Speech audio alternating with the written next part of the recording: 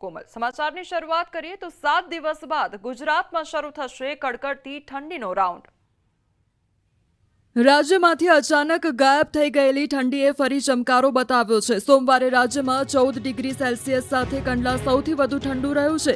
છેલ્લા 24 કલાકમાં નલિયાના લઘુત્તમ તાપમાનમાં 1.2 ડિગ્રી સેલ્સિયસનો વધારો છે તો અમદાવાદમાં 17 ડિગ્રી ઠંડી નોંધાઈ। હાલ રાજ્યમાં બેવડી ઋતુનો અનુભવ થઈ રહ્યો છે।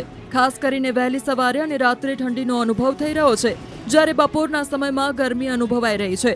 હવામાન વિભાગનું માનીએ તો 7 દિવસ સુધી આવું જ વાતાવરણ રહેશે। 7 ડિસેમ્બર બાદ કડકડતી ઠંડીનો રાઉન્ડ શરૂ થશે। સૌરાષ્ટ્રના દરિયા કિનારે સામાન્યથી વધારે ઠંડીનો ચમકારો જોવા મળશે। अभी देखिए जो हवा का दिशा है राज्यों में उत्तर पूर्व से पूर्व दिशा से हवा आ रहा है। मतलब अभी उत्तर दिशा से ठंडी हवा आ रही है और इधर से जो इस पूर्व दिशा से हवा आ रहा है, गर्मी हवा आ रहा है। दोनों का मिक्सिंग के कारण ये थोड़ा सा ठंडी गर्मी फील हो रहा है। उत्तरी भाग में लेकिन टेम्परेचर डाउन होगी और दक्षिण क्षेत्र में थोड़ा सा टेम्परेचर बढ़तर रहेगा, लेकिन वो भी जो भी होगा कोई बड़ा बदलाव नहीं रहेगा। બીજી તરફ અમદાવાદ, રાજકોટ, સુરત, વડોદરા સહિતના મોટા શહેરમાં હવા ઝેરી બની છે। રાજકોટ શહેરમાં હવામાં પ્રદૂષણ સતત 15 દિવસથી 300 કરતા વધુ નોંધાતા રાજકોટ મહાનગરપાલિકા હરકતમાં આવી છે। અધિકારીઓની બેઠક બોલાવવામાં આવી હતી, જેમાં હવાનું પ્રદૂષણ ઘટાડવા, વૃક્ષારોપણ વધુ કરવા અને પ્રદૂષણ ઘટાડવા નિર્ણયો લેવામાં આવ્યા। તો શહેરભરમાં પથરાયેલા વૃક્ષો માટે વૈજ્ઞાનિક ઢબે સર્વે કરી જીઓ ટેગિંગ કરવા પ્રયાસો હાથ ધરાયા છે। અરવલ્લી અને જૂનાગઢ પંથકમાં ખાતર માટે ખેડૂતોની લાઈન લાગી।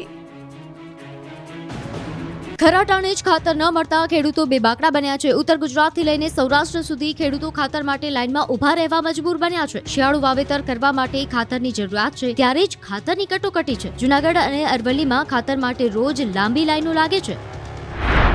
જો અરવલ્લીના ભિલોડાના દ્રશ્યો, અહીં દરરોજ આ રીતે ખેડૂતોની લાઈન લાગે છે। પોતાના મહામૂલા પાકને બચાવવા અને પોષણ આપવા માટે હાલ પાકને ખાતરની જરૂર છે, પરંતુ આ ખાતર ખેડૂતો પાસે એવા ખેલ કરાવી રહ્યો છે જે જોઈને કોઈનું પણ કાળજું કાપી ઉઠે। ખાતર મેળવવા વહેલી સવારે ઉઠવું પડે, ખાતરની દુકાને પહોંચવું પડે અને કલાકો સુધી ખાધા પીધા વગર લાઈનમાં ઉભા રહેવું પડે। તેમાં પણ ખાતર મળે તો મળે, નહીં તો બીજા દિવસે ફરી લાઈન લગાવવી પડે। રાજ્યમાં એક બે નહીં, અનેક જગ્યાઓ પર હાલ આવી જ સ્થિતિ છે। સૌરાષ્ટ્ર હોય, ઉત્તર ગુજરાત હોય કે મધ્ય ગુજરાત, બધે જ ખાતરની ખોટ। હવે અરવલ્લી જેવા જ હાલ જૂનાગઢ પંથકના, કે જ્યાં પણ જરૂરિયાત સમયે જ યુરિયા ખાતર ન મળતા શિયાળુ સિઝનમાં ખેડૂતોને હેરાન થવાનો વારો આવ્યો છે। ખેડૂતો કલાકો સુધી લાઈનમાં ઉભા રહેવા છતાં ખાતર નહીં મળતા ખેડૂતોની મુશ્કેલીઓ વધી છે। વહેલી સવારથી જ ખેડૂતો લાઈનમાં ઉભા રહે છે, પરંતુ પૂરતું ખાતર નથી મળતું। જેટલી થેલી ખાતરની જરૂરિયાત હોય તેટલી થેલી ન મળતી હોવાની રાવ ખેડૂતો કરી રહ્યા છે। શિયાળુ પાકની વાવણીની તૈયારીઓ કરવી કે રોજ આ જ રીતે ખાતર માટે લાઈનમાં ઉભા રહેવું, ખાતર ન મળતા શિયાળુ પાકની વાવણીમાં વિલંબ થઈ રહ્યો છે। બીજી